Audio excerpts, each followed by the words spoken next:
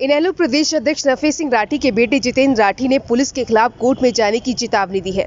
जितेंद्र राठी का कहना है कि पुलिस ने उन्हें गैर कानूनी तरीके से अरेस्ट किया था। गिरफ्तार करने से पहले पुलिस ने उन्हें किसी तरह का नोटिस नहीं दिया और उन्हें ऐसे मुकदमे में अरेस्ट किया गया जिसकी एफआईआर में उनका नाम तक नहीं था। पुलिस ने उनको आर्म लाइसेंस भी निलंबित कर दिया है और ये लाइसेंस भी ऐसे मुकदमे का हवाला देकर निलंबित किया गया है जिसमें वह आरोपी नहीं है। उन्होंने पुलिस को वर्दी वाला गुंडा बताकर गृह मंत्री अनिल विज से सुरक्षा की मांग की है। इनेलो प्रदेश अध्यक्ष नफे सिंह राठी के बेटे जितेंद्र राठी पुलिस कार्रवाई के खिलाफ कोर्ट में जाने का मन बना चुके हैं। जितेंद्र राठी का कहना है कि पुलिस उन्हें नाजायज परेशान कर रही है। बीजेपी नेताओं से उन्हें खतरा है और इन्हीं नेताओं की शय पर पुलिस उन पर नाजायज केस दर्ज कर रही है।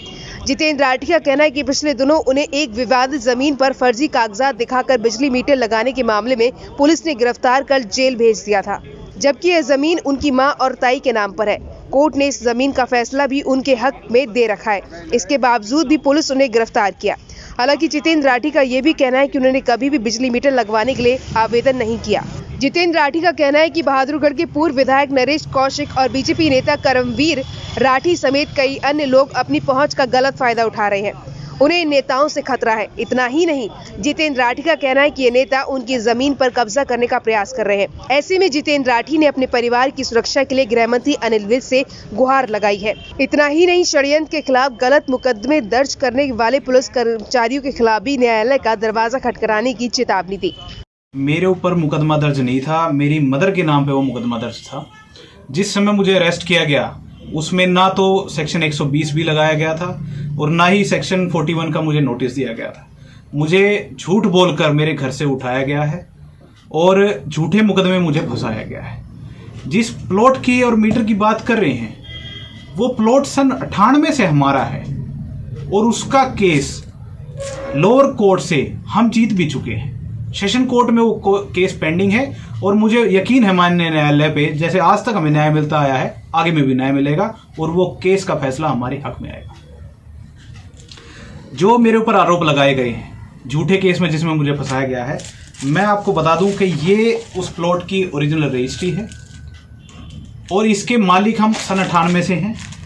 जो आरोप लगाए गए कि झूठे दस्तावेज लगाकर मीटर लगाया गया वो बेबुनियाद हैं, झूठे हैं। जिसने भी वो मीटर लगवाया है, जिसने वो डॉक्यूमेंट तैयार करवाए गए हैं, उसके ऊपर कानूनी कार्रवाई होनी चाहिए और उसके खिलाफ सख्त से सख्त सजा भी होनी चाहिए। क्या मीटर आपने लगवाया? जी नहीं। और मेरे पास मीटर लगवाने के लिए ओरिजिनल डॉक्यूमेंट है। मुझे कोई भी झूठा दस्तावेज तैयार करने की जरूरत नहीं। जब मैं कोर्ट से भी जीत चुका हूं तो मुझे कोई झूठा दस्तावेज तैयार करके वहां पे अपना पोजीशन साबित करने की जरूरत नहीं है। करमवीर राठी और उसके परिवार ने इसके ऊपर कब्जा करने की कोशिश की और इन्होंने ही कोर्ट का दरवाजा खटखटाया, हमारे पोजीशन को चैलेंज किया। कोर्ट ने भी हमारा पोजीशन माना है और वे प्लॉट हमारा है। अभी मामला कोर्ट में है। अभी मामला कोर्ट में है और कोर्ट का जो फैसला होगा वो मान्य होगा। हम यही चीज आपसे आगे भी अनुरोध करेंगे कि हमारी बात को आप पुरजोर तरीके से उठाइए, क्योंकि इन्होंने झूठ का एक जंजाल बनाकर प्रशासन के ऊपर दबाव बनाया है और लोगों को भ्रमित किया है।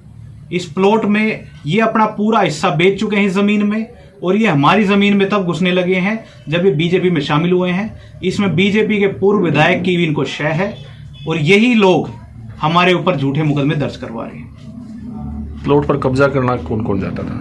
प्लॉट पर कब्जा करने के लिए करमवीर राठी, इसका भतीजा जो सरोज है चेयरपर्सन, उसका घरवाड़ा रमेश राठी और इनके परिवार के लोग, और इनको ऊपर शय है नरेश कौशिक जो यहाँ का भाजपा का पूर्व विधायक है उसकी।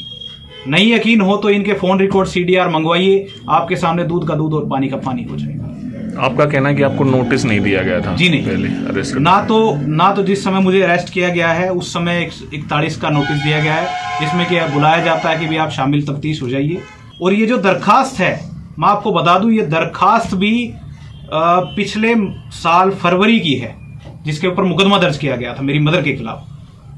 और 7 महीने बाद मुकदमा दर्ज तब हुआ था जब हमने 2 अक्टूबर को शहर में हो रहे सट्टे और जुए के कारोबार का पर्दाफाश किया था, जिससे कि पुलिस अधीक्षक और यहाँ के लोकल SHO तिलमिला उठे थे। हम यहाँ के लोगों के बचाने के लिए जंग लड़ते हैं और ये हमें फंसाने के लिए जंग लड़ते हैं। प्रायोरिटी देख लीजिए आप लोगों की। आपका कहना है कि इलीगल तरीके से अरेस्ट किया गया, तो अब क्या बिल्कुल करेंगे इलीगल आप? तरीके से अरेस्ट किया गया है। मैं कानूनन सलाह लेकर इन पुलिस वालों के खिलाफ जो उस समय घर में घुसे बिना किसी वारंट के, बिना किसी नोटिस के, इनके खिलाफ भी कानूनी कार्रवाई करूंगा और मान्य न्यायालय का दरवाजा खटखटाऊंगा, क्योंकि हमारे साथ, हमारे परिवार के साथ बहुत ज्यादती हो रही है। परिवार की सुरक्षा के लिए क्या? देखिए, मैं प्रशासन से एक ही मांग करता हूं, मिनिस्टर साहब से, अनिल विज साहब, माननीय खट्टर साहब, हमारे परिवार को बहुत, यहाँ के लोगों से, इन लोगों से जो ये राजनीतिक षड्यंत्र रचते हैं, इनसे बहुत ज्यादा खतरा है। किस तरीके का खतरा?